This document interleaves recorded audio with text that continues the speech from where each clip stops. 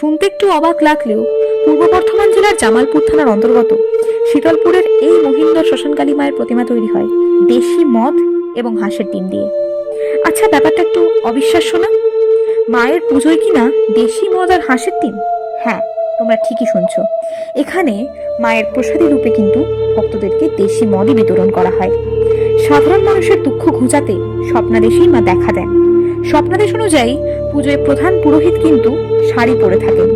তন্ত্র মতে মায়ের পুজো হয় খোলা আকাশের নিচে। মা এতটাই জাগ্রত যে দূর দূরান্ত থেকে মানুষ ছুটে আসেন মনস্কামনা পূরণের আশায়।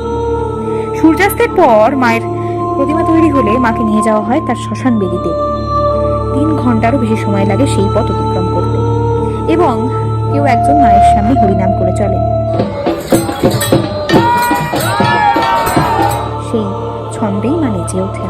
একবার নাচো নাচো গো শ্যামা নাচো, এমন করে একবার